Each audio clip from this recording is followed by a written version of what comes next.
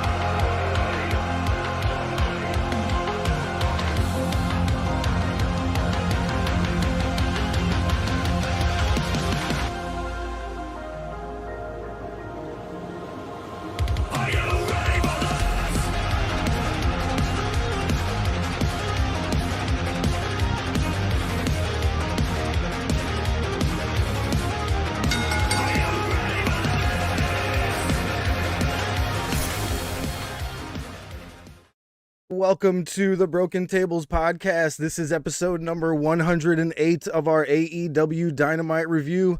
I'm your host, Jeffrey Vegas, here as always with our reigning, defending Broken Predictions champion, King Rome. How you doing tonight, sir? I'm doing good. Doing good. Excellent. What up, Jordan? Jordan coming in with an oof already, man. We'll get to it, I do want to start off with excellent episode of Dynamite. And, we as fans may have put some unfair expectations on the episode here tonight, but only one of them do I have a problem with because it seemed to have been teased a little, but we'll get to that a little bit later. Obviously, tonight, no Mercedes Vernado or Mercedes Monet, whatever you want to call her at the moment. That's the one that I had a little bit of an issue with. We didn't tease her like tremendously, like it didn't really feel like they were promoting her, but there was times where little things felt like it was, when Britt Baker called herself the boss and winked at the screen. If something had fallen through with the deal with her or somehow she wasn't able to do this, you should have cut that out of that promo or something like that. I'm not exactly sure what's going on yet. Sean Ross Sapp had a few things on Twitter. He was like, I'm going to have to see what's going on with this now. So we'll see what my sources say and I'll get back to you on this. What was your take from this tonight? Do you want me to talk about it now or do you want me to save it for later? You want to give us like a little hint of later? No, I don't think I will. No? Okay. No. Like what Jordan says, troll heel Britt for the win. Okay, what if Britt was doing that? That makes a lot of sense, actually. Britt being a heel, trolling the fans. I can see that. But let's go ahead and get started here. We had an excellent AEW Dynamite from Los Angeles in the Kia Forum. Started off with Jon Moxley and Hangman Adam Page. Bro, Hangman got one of the biggest pops I have heard anybody get in a couple of weeks, probably months. This Hangman, he is easily the number one babyface right now, and he is over as can be, man. Yeah, I've been saying it for months. Welcome. Yes, you have. Well, years, bro. Yeah, I guess. Yeah, technically, if you want to say, yeah, we could say years. Technically, Hangman's phenomenal. He's been killing it, man, and I'm glad to see. I don't think there was a lot of doubters outside of our podcast community, but I'm glad to see that there's very little doubt at this point from inside our community. Yeah, I completely agree. What up, Joseph? All right, so let's go ahead and get started here. Huge pop for Hangman as he comes out. It has been 85 days since we've seen him in the ring. And I do believe what they were referencing was the last time he was in the ring with Moxley and got knocked out.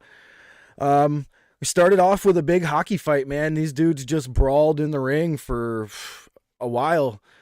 Cowboy shit chants were ringing loud as can be here tonight. They had a huge chop battle. I love chop battles, man. Dudes just standing in the middle of the ring, face to face, chopping each other in the chest or forearms to the face, whatever it may be. I love those hockey fight style spots.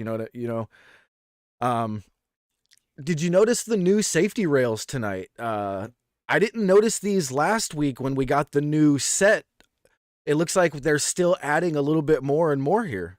Yeah, so they were new for this week. They weren't there last week. I don't know if Yeah, there was a delay on them or not, but they do look really good and they really they fit in really well with the set. they did. And, I wasn't sure at first if I liked the idea that they were so solid. Like these new barriers, they don't move. When these guys hit them, they are like hitting a brick wall, it looks like. So at first I was like, man, these wrestlers are going to have to, completely change the way that they do some of these spots, on the barricade. Um, we'll see, but I absolutely loved the look of them. And I do think it added some, it added something to the match, I feel like, where you knew that it was like them getting thrown into a harder object that wasn't going to have any give to it, Yeah, Natasha McGuinness is back in the chat saying Hangman is not only the top babyface in AEW, but perhaps even in pro wrestling overall right now. Oh, for sure. It's hard to disagree with that. Yeah, It's very really hard to disagree with that. What's up, Natasha? So they recreated the KO spot. So if you didn't see the first time these guys had a match, Hangman accidentally was knocked out with a King Kong lariat from Jon Moxley. Hangman's head kind of was the first thing that hit the ground after the lariat, so it wasn't really Moxley's fault. Mhm. They recreated that here. They did the exact same spot. Hangman did the exact same kind of twisting backflip, getting turned inside out by the King Kong lariat. But this time he didn't land on his head. He was covered and he kicked out at 2.9. And that's when Hangman proceeded to make himself a huge comeback. He had a giant moonsault off the top rope. Dude, that moonsault, and he just lands on his feet effortlessly in cowboy boots. It's a thing of beauty, man. Like that moonsault off the top rope from him is absolutely gorgeous. Yeah, man. I love his moonsault. It's so good. But no, this was a real good match, an awesome match, just real stiff and brutal, kind of what you expected from these guys. Really enjoyed the story that was told here with, lot of shots to the head of both guys, a lot of shots to the jaw, to the neck area. It was a Oof. common theme in the match, and I really enjoyed it. And I thought it was really good. The suplexes Mox was hitting Hangman with, where he was basically landing on his head every time, like they know how to tell stories in the ring, you know what I mean? Where even if you don't realize they're telling a story, you're saying to yourself, you're like, man, Hangman got knocked out last time, dude. He keeps landing on his head. This ain't good. Like they're forcing the story into your head. You know what I mean? Like it's such an awesome way that they do things here in AEW. I absolutely love the storytelling that they do in ring and out of the ring. You know what I mean? So did you catch the headbutts from Moxley where he actually split himself open hard way, like square center of his forehead, man? Like, ow. You know how hard you got to do that to split your forehead open? Yeah, I did catch that towards the end of the match that Mox was bleeding. Yeah, it was from the forehead spots. He hit Hangman with like 3 of them, and on the last one, he was like, you know what, I'm gonna do a real one right to my own face and just smash. That had to hurt. Hangman winds up hitting the buckshot lariat for the 1-2-3, and we have exactly what we were asking for. Hangman getting the win here. He absolutely needed to get the win here, and Moxley should definitely get to take himself his vacation finally, because it looked as if they were playing off that Moxley got knocked out here at the end of this one. They had Doc Samson hop into the ring. Doc Samson was checking on Mox, and Mox was like, "What happened?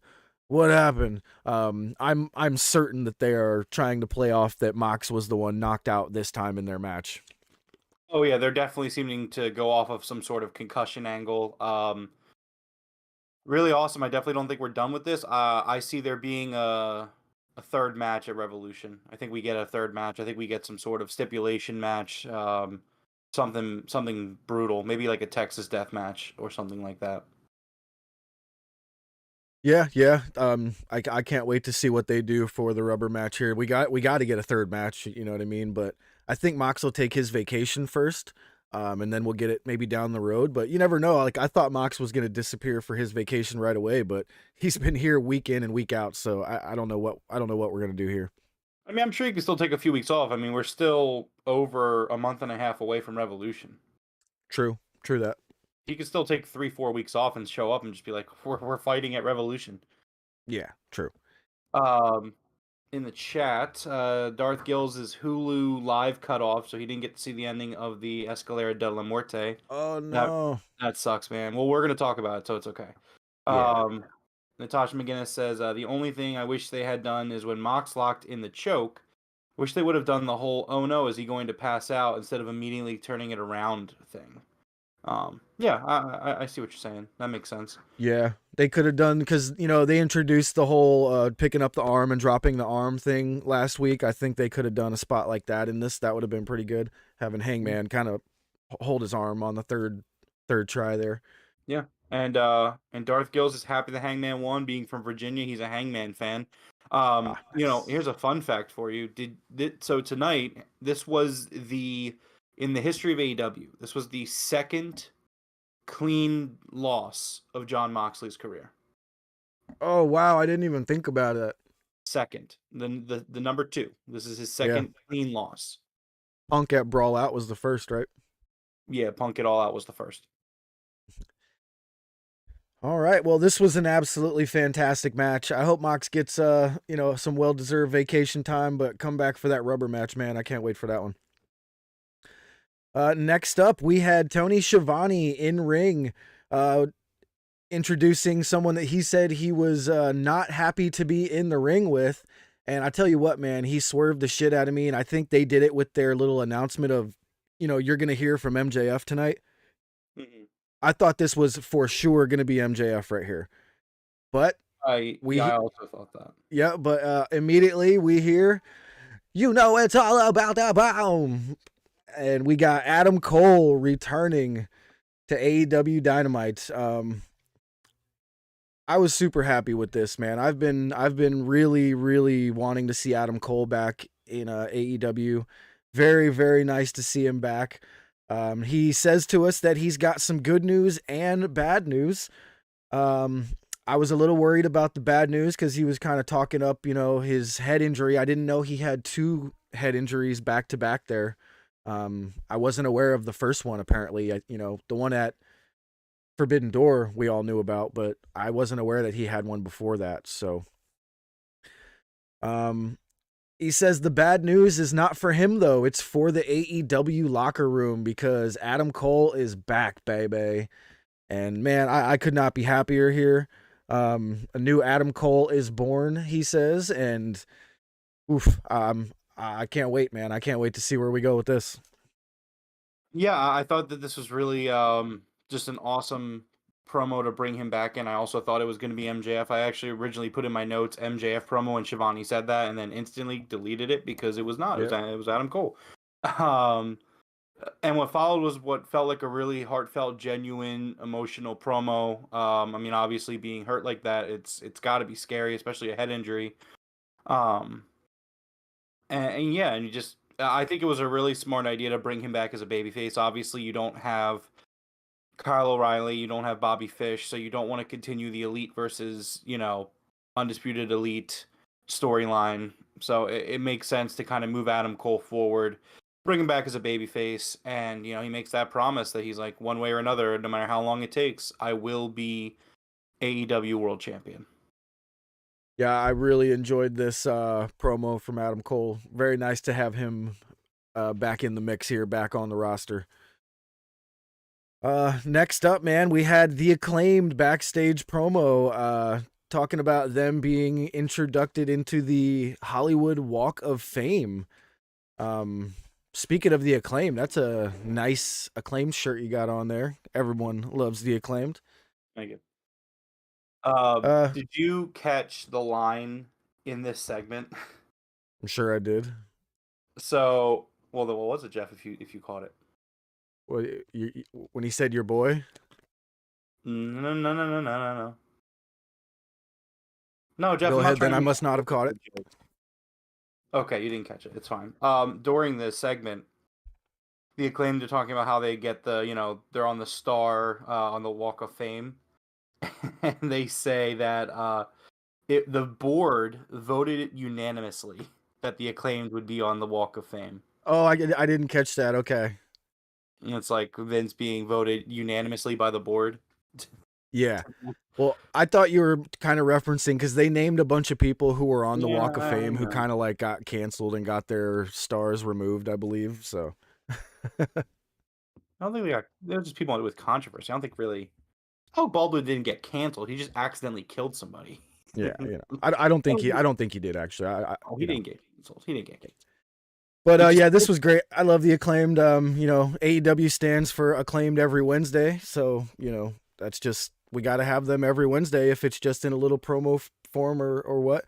But we're gonna be getting them on Rampage. Is that correct? Yes. Perfect. All right. Next up, we had Big Bill and Lee Moriarty with Stokely Hathaway versus Jungle Hook. And man, I love how they pointed out on commentary that Stokely Hathaway always looks extremely angry. Like he always comes out walking down to ringside like somebody just stole his car. It's pretty funny that they actually pointed it out on commentary this time. I love it. Yeah. This is a good match. I really enjoyed this match. It was a really I still thought that this was a dream team matchup to have with Hook and Jack Perry. I would love to see them tag team again. Dude, they paired so well together. It was so smooth. Some of the combo moves that they were doing together were just like they're just smooth like butter, man. The Coug is there live, but he's dropping in real quick to say hello. He's saying the crowd being here live is so surreal. Crowd here is nuts. He said he's exhausted. Yeah, man. After those shows, you're usually just like dead, dude. The energy that crowd puts out is amazing. Especially LA tonight. Great job out there in LA. That crowd was hot tonight. Absolutely fantastic job by the crowd. Yeah, definitely. Man, Hook put on a show here tonight. I absolutely love the judo that Hook puts into his wrestling, man. The real life judo that this kid learned. Taz knew what he was doing. Taz built like the perfect wrestler. You know what I mean? Like Taz put this kid in a bunch of different martial arts, and these martial arts seem to have built in my opinion, like one of the most perfect wrestlers all around. And when this kid is in his late 20s, he's going to be an absolute force to be reckoned with, man. Yeah, I agree with you. Man, can we just talk about that T-bone suplex that Hook gave to Big Bill, where he literally had Big Bill off of the fucking ground? Dude, he had him like 4 feet off the ground. Like Big Bill was just like suspended up in the air, man. It was wild. Yeah, completely wild. But yeah, no, I thought this was a really good match, fun match. That Jungle Hook pick up the win. Yeah. So Hook hits that massive suplex to Big Bill. Crowd goes fucking nuts for it. Jungle Boy locks in the snare trap on Lee Moriarty, and he taps out while Hook stops Big Bill from getting back in the ring. And that was that. You know what I mean? They looked great together, man. I really do hope the Jungle Hook keeps going forward. You don't have to make them like a solid tag team. Have them go off and do their singles here and there, but every once in a while have them team up. You know what I mean? It really worked well. Yeah, the Coug says, he asks if we want to hear a dark spoiler. Jeff most likely does not want to hear the dark spoiler. I'll take the spoiler of who it is. I don't want to like know who wins any matches or anything. Like if someone showed up, I'm down with that. But not for Rampage. But welcome everybody in chat. Thank you guys very much for joining us here tonight. We got 22 of you guys. Man, thank you guys very much for hanging out with us here. If you want to spawn your avatar down below, you got to say something in chat, say what's up or whatever you want to say. Yeah, I can't say enough about Jungle Hook, man. I just want to see more of them. They were great. Next up, we had Renee Paquette backstage with Orange Cassidy and Danhausen. This was fantastic. They were kind of asking, are you guys still okay with the best friends? There was a gentleman with them. His name was Paul Hauser. Is that correct? Paul Walter Hauser, yes. Paul Walter Hauser. Now, do you know some of his work that he won this Golden Globe for? Admittedly, no. Yeah, I'm me currently neither. I was kind of like, I have no idea who this dude is. And if they mentioned some of his work, I didn't catch it.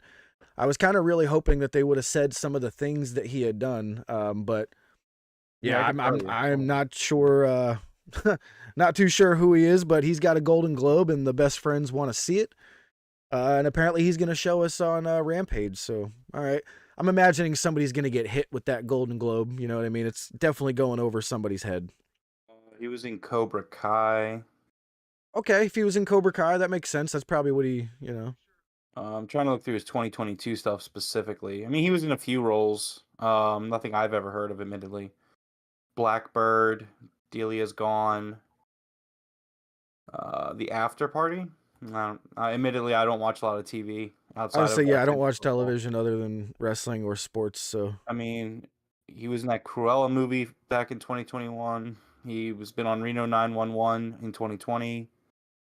I didn't even know Reno was still making new episodes. yeah, they're making new episodes. What? I used to love Reno 911. The I don't first know. 3 seasons of IMDb that. says that he's in 6 episodes from 2020. Oh, nice. Yeah, the first 3 seasons of that show are just some of my favorite comedy of all time. Let's go to chat here real quick. Coach Nick came in and said, "Hope you had a good time there, Coog." Caleb Ward inserting comment for Avatar. Yuka Sakazaki is back. Yes, Yuka Sakazaki. Oh, That's right, awesome. I did see that on Twitter. Hell yeah, I would have seen that by dark anyway, so that's not too big of a spoiler. Thanks, Coog. That's awesome to hear. I'm a huge Yuka fan. Natasha helping us out here, saying that he won the Golden Globe for Blackbird. Can't hear a damn thing in the venue. The crowd is loud as hell. Oh wait, so they're doing Dark now? No, they're doing Rampage now. Oh, okay. No, the Yuka thing happened a few hours ago. You're right. Okay, I was thinking Rampage was going to be live again for some reason, but all right, they're taping Rampage right now. Darth Gill says he's in Cobra Kai as Stingray. He's an awesome character. He's an okay. Natasha says he won the Golden Globe for Blackbird. Okay, I have not seen that either. I heard some about it, but I have not seen it either. All right. Next up, we had. I hope everyone's well. You know what? No, never mind. I'm not going to say that. I was going to say match of the night, but that Escalera de la Muerte match was really, really good. Yeah, I'm just not going to say that. So we had Konosuke Takeshita versus Bryan Danielson next up in just an unbelievable everything that we thought it was going to be and more. You know what I mean? Like you could not have possibly thought this was going to be bad in any way, shape, or form. And it still exceeded my expectations here. MJF coming out before Danielson was just absolute brilliant, tactics for the entrances here. MJF cuts a huge promo in the ring on Takeshita, basically tells him, "I need you to win this match. Do you understand me?" And Takeshita yells back at him in Japanese, and MJF says, "I need you to speak American."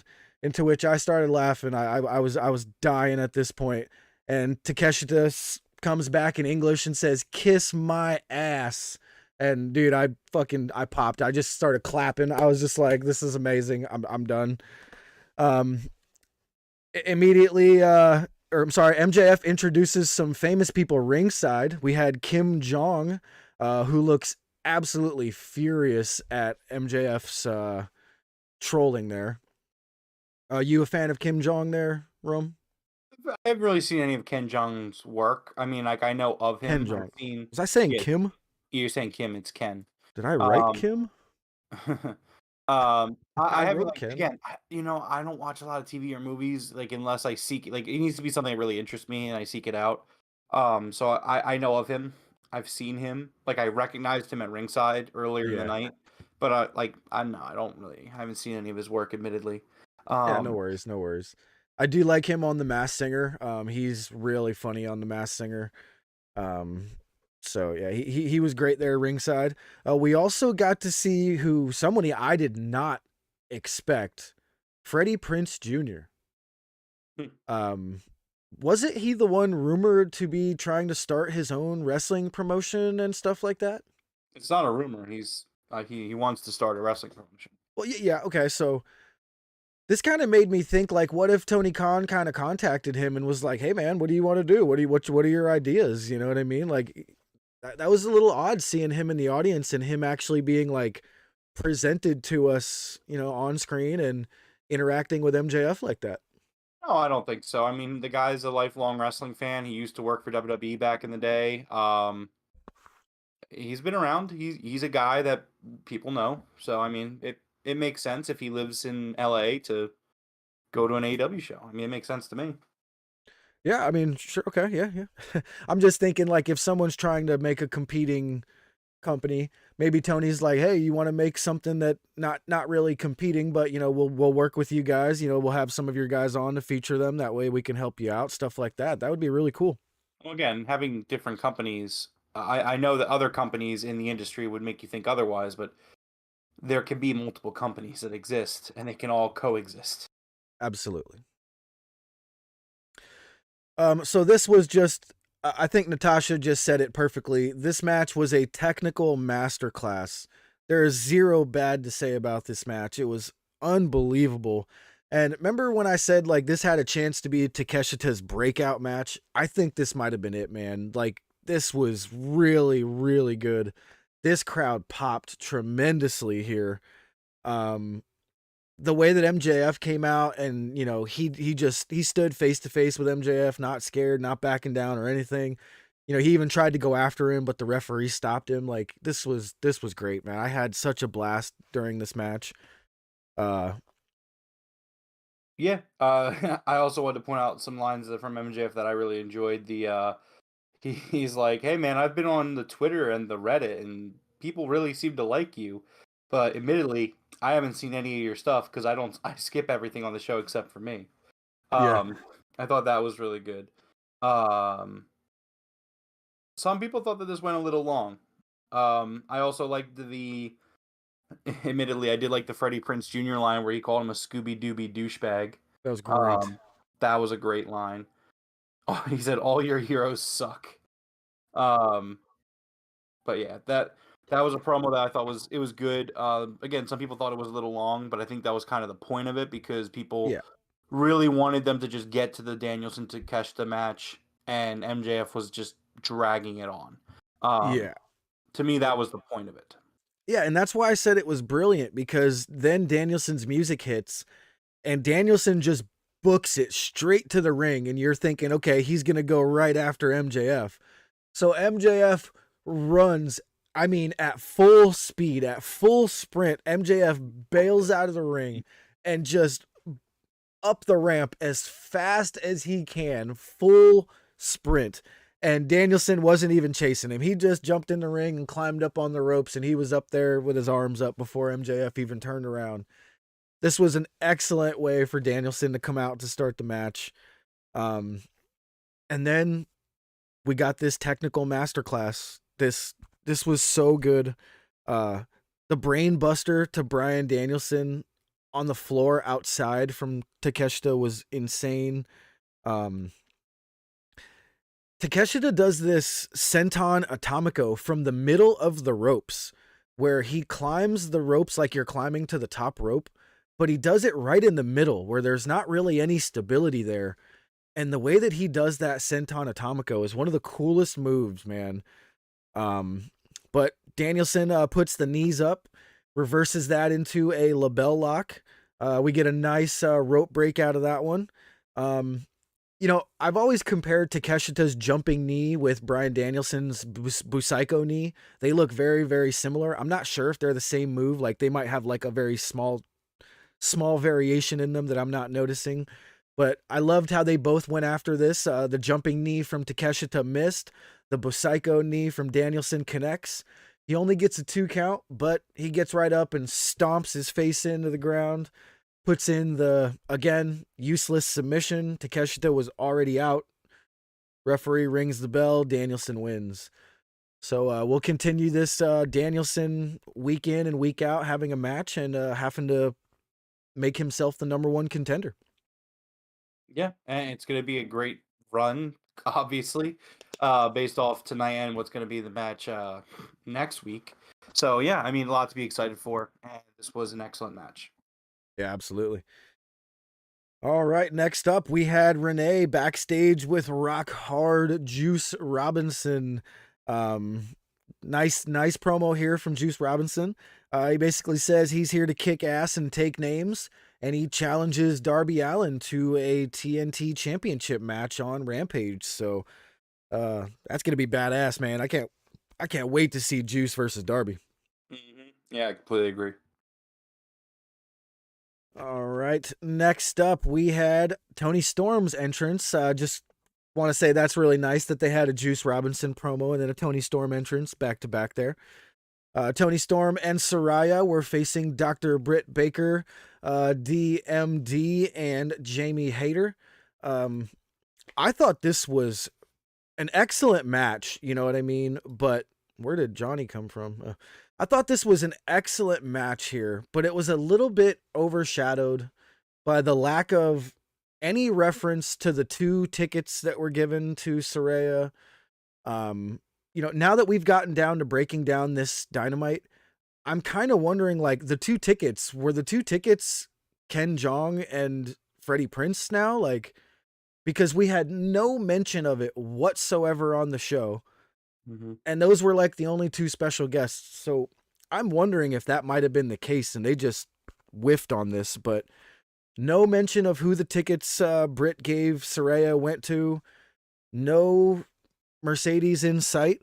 Now, all fairness, we were never told we were getting Mercedes. She was never advertised. We just all as fans kind of did this to ourselves with the mystery partner kind of having the shape of Mercedes, possibly, maybe. You know, I don't really think we can blame Tony Khan too much on this one, but definitely the Britt Baker calling herself the boss thing. We kind of touched on it earlier. Maybe she was just trolling the fans here, but I gotta say this not a good look. It definitely felt like Mercedes was supposed to show up tonight, but in all fairness, they should have promoted it if she was. So I'm on the fence here. I'm on the fence here. Pull me off or push me over. What are we doing here? What you know? I hate to do it, but I'm fucking shoving you off this cliff. Okay. So, where do I want to begin? I actually literally in my notes was typing all my thoughts down because I'm not happy. First and foremost, I want to say that this isn't about Mercedes being in AEW. If she wasn't going to be in AEW, it is what it is. Does not mean mad that Tony Khan could not sign her, or maybe they're still working on something and they just don't have her yet. This isn't about that. What this is about is that this was one of the biggest things I love about AEW, right? And I say it all the time, is that as a viewer, Tony Khan has always to date really done his best to respect his viewers. He does not promise things that he cannot deliver. He does not tease things that he cannot deliver. Now, Jeff, you said that they never outright said it was going to be Mercedes. I mean, I would argue, sure, in a literal sense, you're correct, but there was so many teases. Yeah. This is, for me, and I know a lot of people point to the botched explosions for the death match with Kenny and Mox, amongst other things. I get it. People have their picks.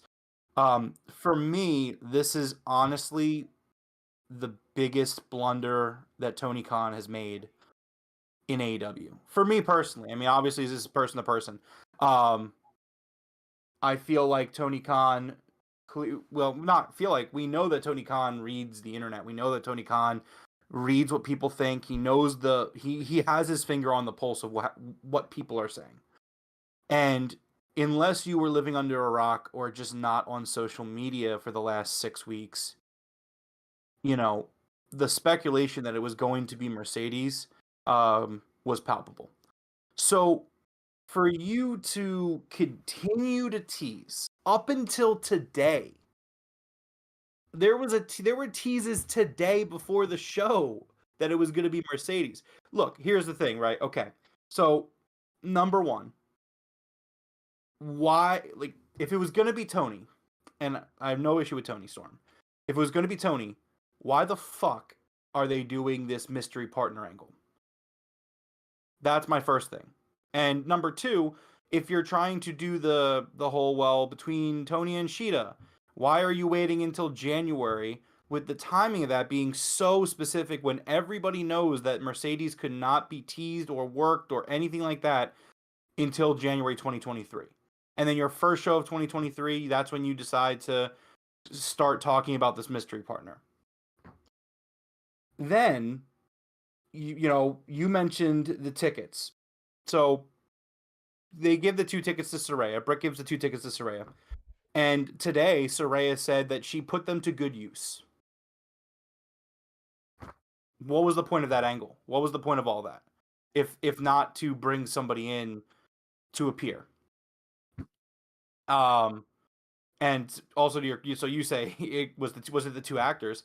I don't know why Britt would give Saraya 2 tickets that were across the ring from each other, but so that's obviously not it. Yeah. I mean, that was just me stretching of like what could it possibly have been because they ignored it. Yeah, I get it. So they do this. They do this thing with the tickets, and it fucking goes nowhere. And it's not even mentioned tonight. Saraya does a Twitch stream today and says that the tickets were put to good use, and we're just gonna have to find out. Let's wait and see what happens with those tickets.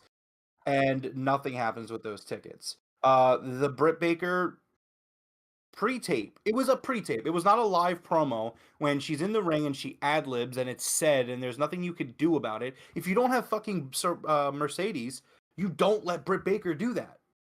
Like, and that's not trolling. There's a difference. There's just a difference between trolling and doing that.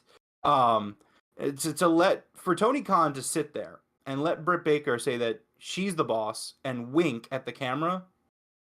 Come on, dude. Like, that's just gross. That's really gross. It's a pre-tape. And you know what? Like, maybe you had Mercedes and then you didn't reshoot the pre-tape. Like I just find it really hard to believe that Tony Khan does not watch this Britt Baker promo and say, that's bullshit. We should not do that.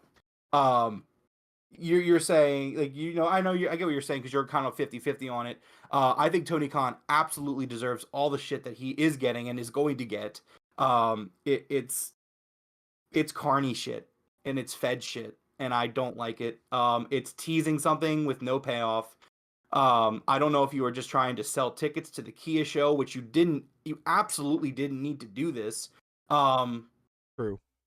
Again, I honestly just think that this is, and then Tony knows what he's doing because they show the Rampage card at that point. I missed the Rampage card because I was not ready for it 3 segments before the end of the show.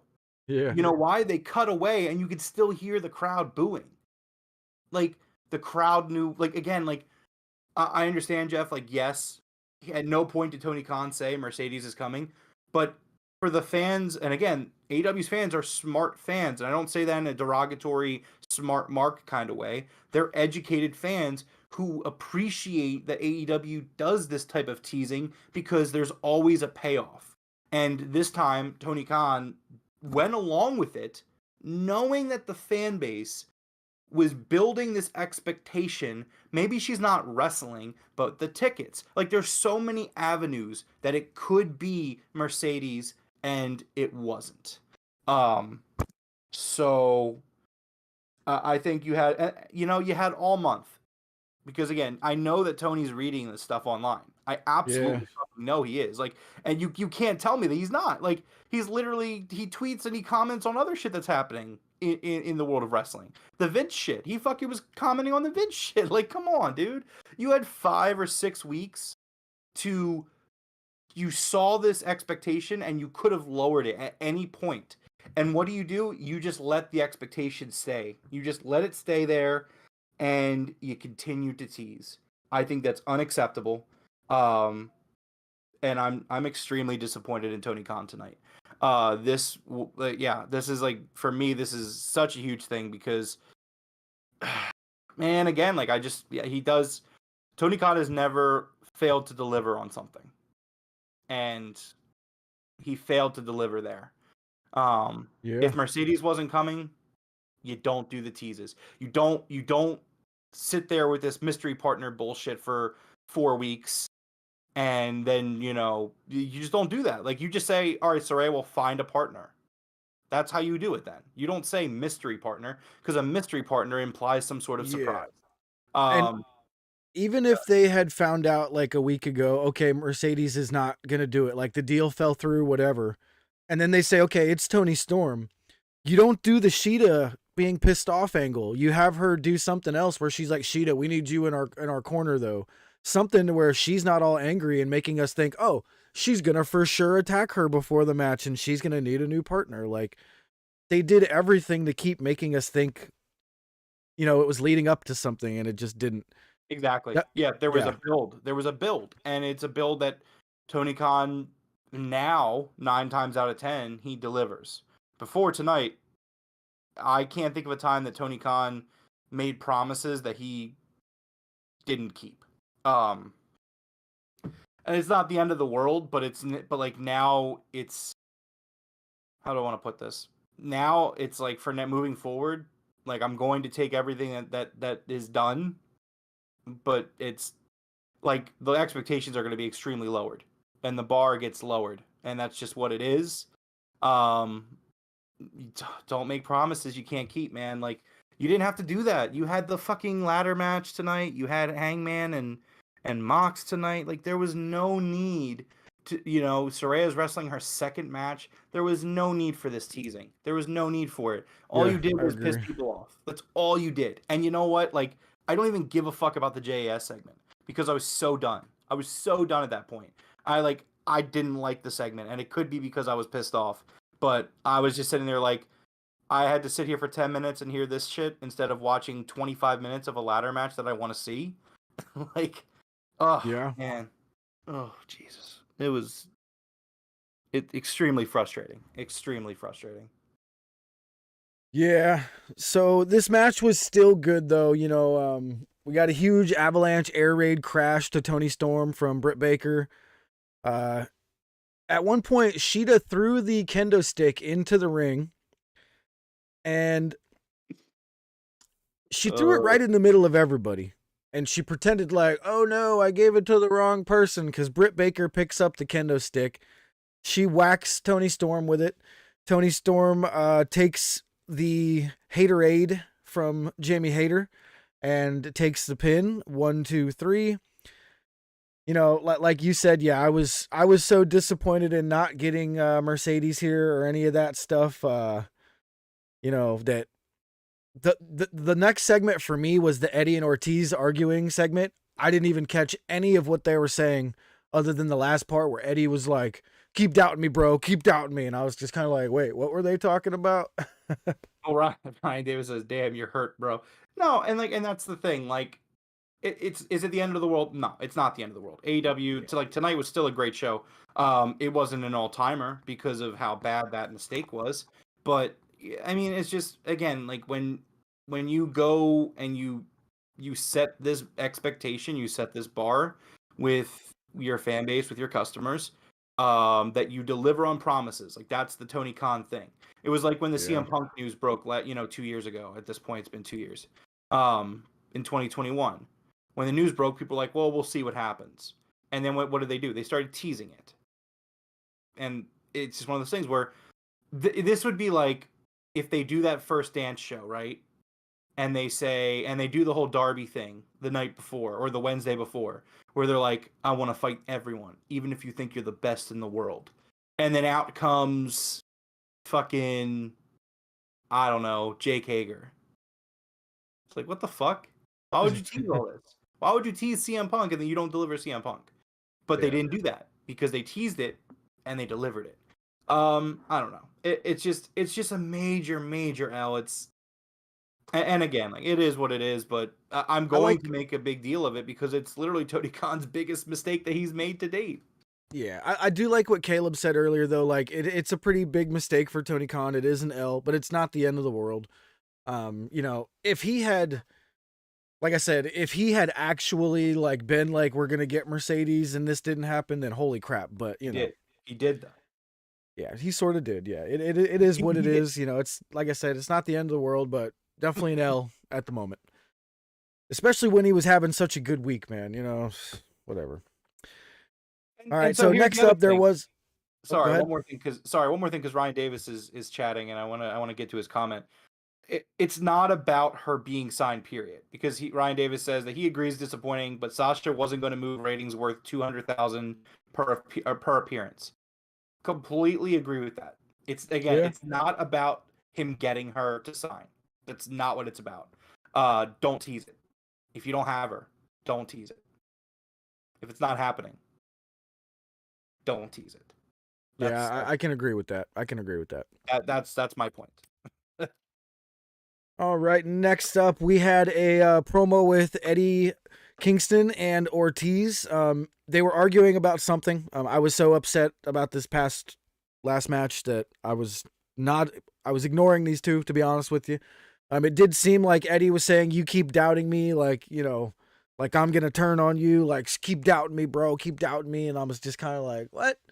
Not sure what happened there, but how did that come across to you? Did you pay much attention to that, or were you like me and For the Eddie Kingston thing or the the Eddie Kingston thing? yeah, I mean that's just setting up for their Rampage match. It's just stuff that we've been talking about. Yeah, In the chat, Caleb Ward says, "As fans, we're allowed to hold him accountable. That doesn't mean we're still not fans of what he does." Oh, absolutely, and yeah. that's what I'm saying. I'm not sitting here saying like I'm going back to the no, Hey, there no, you no, go. no, no, no, no. Natasha said it perfect there. It was a big mistake, but if this is his biggest mistake he ever makes, he's still doing a damn good job. Sure, absolutely, I completely agree, and that's Yeah, like I'm where I'm coming from is a place of I want the show to be the best it can be. And I'm, yeah, again, like we say here all the time on the podcast, we're always going to be honest. We both love AEW, and that's not changing anytime soon. I don't think it's possible for me to not love AEW. But as someone who really cares about the product and wants to see the company grow into what I hope maybe in years from now could be the number one wrestling promotion number wise, you never know. I want them to keep growing and keep getting better. And I'm going to speak when I think that they make mistakes or misstep in that yeah. department. Caleb's like, we're packing all our bags to Saudi Arabia. Dan. No, sir.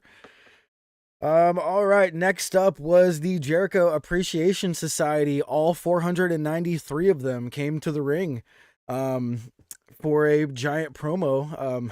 I think there's about 8 of them now. How many do you think were out there? We had Sammy. We had All I'm gonna Ty. say, What's that? all I'm gonna say about this. I mean, you can say whatever you need to about it. I was so burned out. I have no Yeah, I idea what know. happened in this promo. I have no idea. I was just like, man, can we move this the fuck along? I want to get to the match I really want to see to Yeah. make myself feel better. Can we just move it along, please? Like, read the room, please. Yeah. Yep. Exactly. Um, so they all start cutting their own promos. Daddy Magic tells everybody what gets his nipples hard. That always gets a nice pop from the crowd. Ricky Starks comes out with Action Andretti, who Action Andretti gets on the mic and actually did a fantastic job cutting a nice promo there. Starks tells Jericho to move his ass out of the way because he was cutting his promo on Jake Hager standing behind him. He tells Jake Hager, like, listen, man, you used to be an amazing college athlete, and now you're the village idiot. So he challenges Hager to a match over on Rampage, I believe. Is that correct? Yes. Yep. So No, we'll no, have no. a on Dynamite. Dynamite. There we go. Sorry. Yeah, Dynamite. Sorry. Um, that's gonna be a banger. I actually do enjoy Jake Hager matches. He's very. I don't want to say he's like very, very good, but he does everything well. You know what I mean? Like he's very. I don't want to use the word average because it sounds like that's a down thing, but he's a very good mid-carder. I guess that would be the way to put it. Yeah, I was the same way you were. I wanted them to get through with this because I wanted more time for this Escalera de la Muerte match, but they left us about 15 minutes after they were done there for the AEW World Trios Championship Game 7, or match number 7 in the Best of 7 series. They call this the Escalera de la Muerte match, which I absolutely loved this. I saw the tables sitting ringside and I got excited. You know me, I always get excited when the tables come out. This match was incredible. I do think this was probably the match of the night, but I would really struggle with myself, you know, deciding over Takeshita versus Danielson. This was just incredible.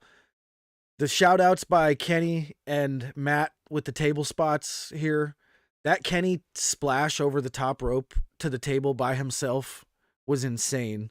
That was one of my favorite table spots I think I've ever seen. What about you? Man, yeah, this match was excellent. Again, at this point, I would describe myself as irritable at this point of the show. So Irritable. it was very irritable. So I was very angry when this match started because I was like, they're only giving these guys fucking 15 minutes for a fucking ladder match. Like, I was so mad.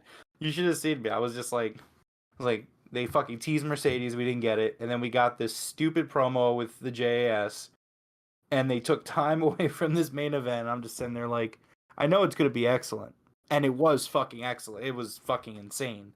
But like, god damn it, just don't do that Jericho Appreciation Society thing, because it didn't really do anything either. It didn't really accomplish anything. It's just like, all right. I mean, it sets up for a match for Dynamite, which is fine, but it's like, I man, mean, they should have let this ladder match go 25 minutes. Like, they should have. it showed me Action Andretti can handle himself on the mic, you know? I mean, sure, but that's more of a Rampage thing or a dark thing, you know what I mean? Like, I don't know. It did accomplish something. It gave us Ricky Starks for a few minutes, you know? Yeah, I don't know. Again, I wouldn't even say that's his best work. So Ryan Davis in chat says, I don't know if I've ever seen a bad Elite match. I think match number 6 was the best one. Ah, man, I might have to agree with you on match 6 there. Natasha says, I kind of wish Death Triangle would have retained because the trios title feel like they're just getting passed back and forth, but the match itself was still phenomenal. Yeah, Natasha, you got to remember that they were kind of stripped of those titles. They didn't really get passed. They should have never lost them to begin with.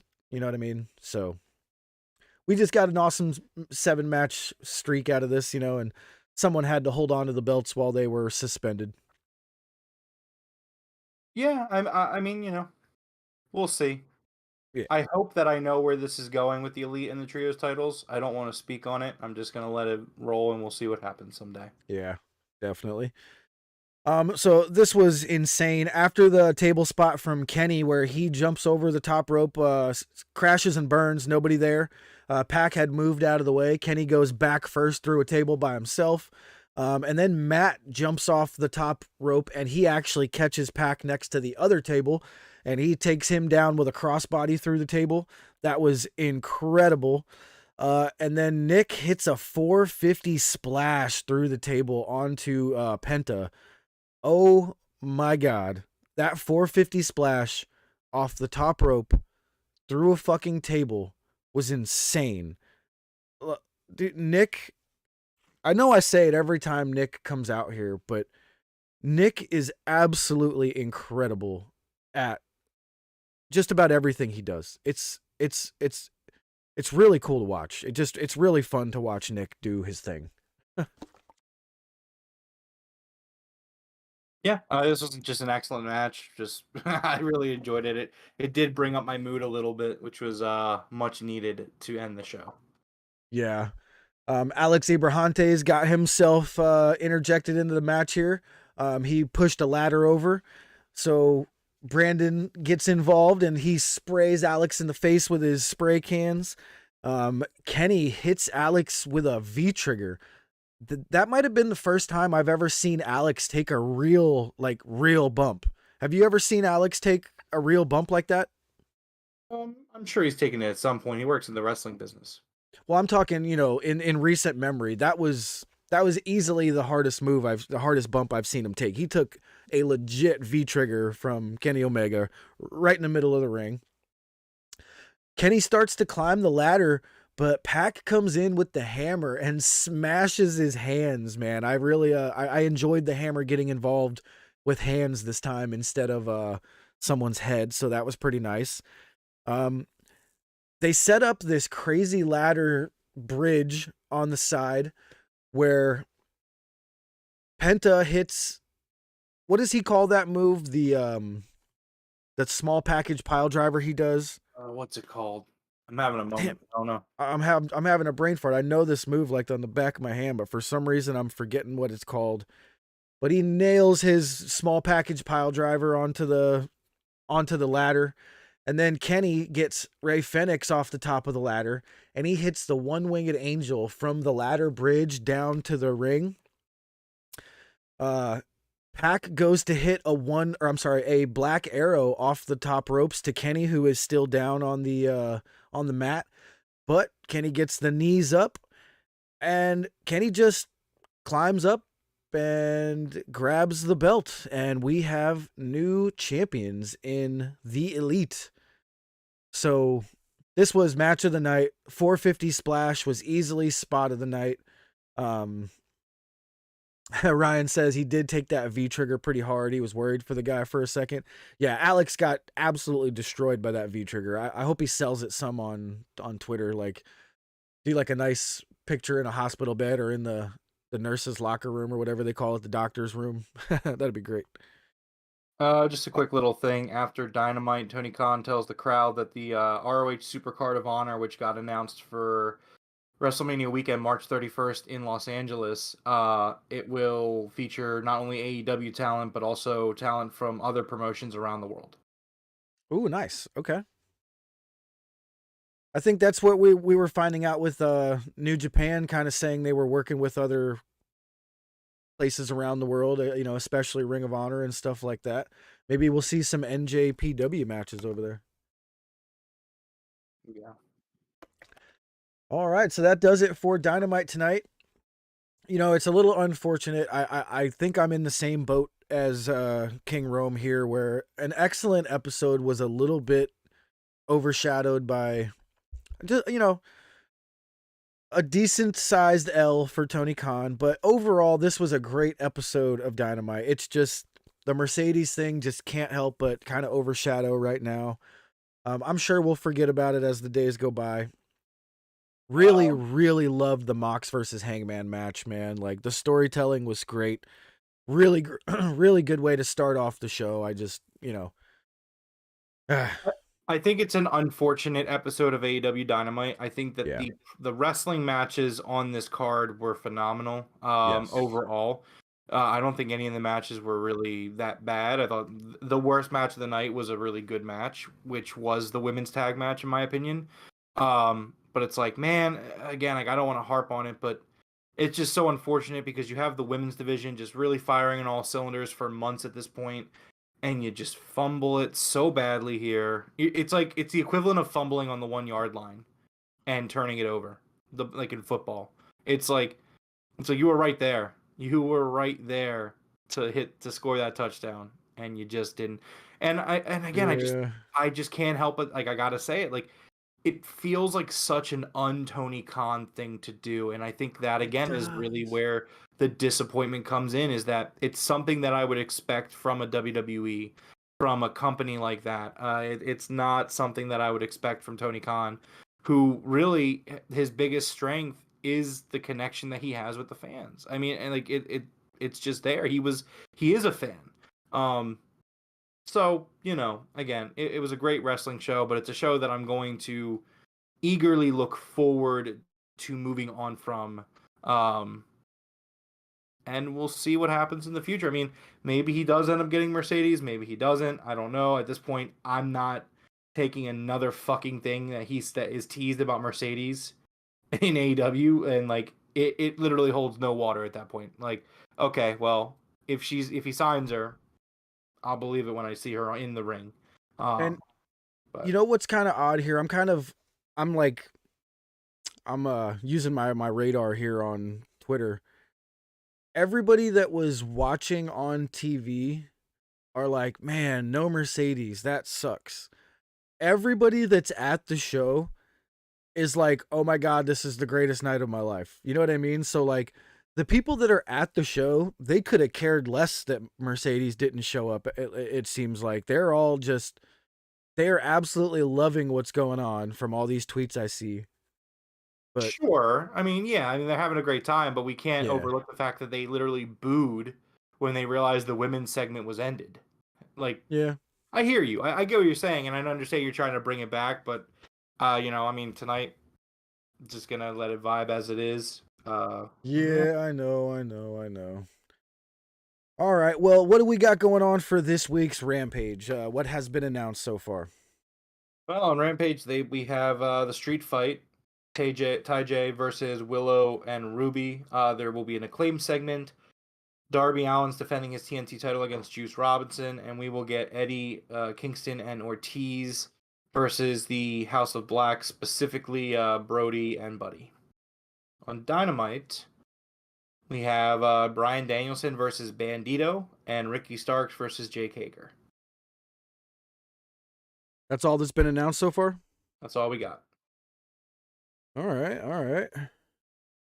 Not too much announced. There should be a decent Rampage though. I can't wait for the Acclaimed. Are we just gonna hear from the Acclaimed again, or is there gonna be any sort of match? It seems like it's just going to be a segment. Record this man a music video, please. This week Ryan, of all weeks, let this man record a music video. Ryan Davis says, "What if he was gonna bring back Thunder Rosa, but after everyone thought it was Sasha, he knew it'd kill her comeback?" That's a great point. I would still say do it. I would still say do Thunder Rosa. Again, saying it's mystery partner implies that it's for you to say mystery partner and then it to be somebody just on your roster. And again, it's not a knock against Tony Storm. It's a booking problem. And we don't have a lot of those here, which is why I'm going to critique it because I don't want to see it happen again, is don't do that. Do not do that. Just say, here's what they should have done. Rewind 6 weeks, right? Just have Britt approach Saraya like she does and say, hey, Kia Forum show, me and Jamie versus you and anyone in the locker room. Take your pick. And you know what that does, Jeff? That sets an expectation. It sets a bar. It's someone in the locker room. Or you could just do one. You could even, you could say like, oh, I know you've been really buddy with Tony and Sheeta lately. Why don't you take one of them and we'll do this? We'll do a tag match. Expectation is set. Again, like, I hear what Ryan is saying. I would still then let Thunder Rosa come back. I get it, but follow through with what you're doing. Yeah, I do agree with you. I don't think it would have killed Rosa's comeback. I think people would have been like, "Oh shit, that's just as good of a surprise." You know what I mean? Because it wasn't that we didn't. I guess let me say it like this: it wasn't that we didn't get Sasha. It was that we didn't get anything. We felt like we were gonna get something, exactly. And we didn't get anything. We didn't even get Nia Jax. We didn't even get Naomi. Like, we got nothing. You know what I'm saying? Like, people were even talking about Nia Jax on Twitter. Like, we got zero. Exactly. We got a kendo stick tossed in the ring, and Shido like, oops. So, and that was the other thing. I was disappointed with that too. I mean, to be honest, I mean, like, clearly we're going to a Shido heel turn. Then do the fucking heel turn tonight. And maybe I'm just down on the segment in general. But like, why are we doing this? Like, oops. I'm like, what? Oops. Like, I don't know. Just the whole thing it's so bizarre because it's so un-Tony Khan like, because the setup is going somewhere, but there's no payoff. Unless like, but then my next thought is like, well, is the payoff just not here yet? But like, are you really going to burn your audience on this week? That you've made it very clear you're doing this just to swerve them for a few weeks? Like, that just doesn't make sense to me. Yeah, I agree. Also, misstep here. Definitely a misstep. But Huge I'm misstep. seeing a lot. Oh, go ahead. I said it's a huge misstep. Yeah. Now, I'm seeing a lot of people here having a little bit of a problem with MJF's promo tonight, specifically when he said Konnichiwa. I don't. Okay, this did not come across to me as him being quote unquote racist at all. People are like, oh, passive aggressive racism, huh? And I'm like, what? I'm like, he said hello to him in Japanese in a slightly condescending way. I'm sorry, but I don't feel like that was in any way, shape, or form racist. And like, come on, people. This dude is trying to play the ultimate heel of all time. No, please, no. Come on. No. I mean, I don't know where you are on Twitter because I didn't see a single soul say that. Oh yeah, I've seen a few of them actually. I was waiting till I saw more than just the one, and now I've seen about 4 of them. Yeah, I don't know. On an unrelated note, terrible week for Steve Muehlhausen. Yeah. This guy went from saying that WWE was sold by Saudi Arabia, and we were definitely getting Mercedes tonight. Oof. What a bad week for Steve Muehlhausen. Yeah, not looking good for him. I'm sure it'll be So, fine, but it is what it is. okay, never mind. Go ahead. So Natasha says, "Oh God, please not Nia. I don't want to see her in another ring. She's just too dangerous." Yeah, I mean, I could see that, but I think everyone deserves a second chance. If she's been gone and training and trying to get better, everyone deserves a second chance. But yeah, the first sign of her even coming close to hurting someone, I'd be like, kick rocks. But give her a shot. I just think tonight's cursed. Something just happened on Rampage. It's not really a spoiler because it'll probably be edited out. I don't know if you want me to even say it, but Are you talking about the crowd being fooled? no, Max Caster fucked up his rap and had to restart it on Rampage. Yeah, that'll be edited out. The crowd is chanting, "You fucked up. You fucked up. You fucked up. You fucked up." I'm ready to just fucking flush it this week. It's so crazy to me that the wrestling was so good, and I'm just like, I'm ready to move. I'm ready to get out of this week. I'm just ready to move on. Yeah. I mean, I'm gonna be honest. I'm not a huge fan of LA. I feel like LA is like the home of evil. If Dr. Evil had his headquarters, it would be in the hills of LA. I mean, I'm just starting to think these LA shows are cursed. I don't give a fuck how good they are. The last one, CM Punk got hurt, which led to him being out, and ultimately it ended up with the brawl out. And then this show we have the Mercedes thing. Yeah. Although apparently Max Caster his rap is very good though, even though he had to restart it. Apparently it's very good.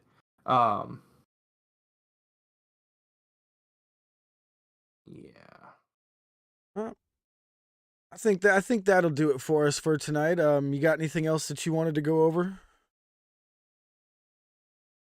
I'm done with wrestling for the week. I just want to go play some video games. Yeah, I do. I would agree. I'm exhausted. Well, I'm so exhausted. so I know you say you're done with wrestling for the week, but we do have Rampage on Friday. Are you gonna be able to make the review? Unfortunately, I'm working. No worries, no worries. So I guess I will be here solo on Friday night after Rampage. If you guys want to come keep me company here and chat, I would greatly appreciate it.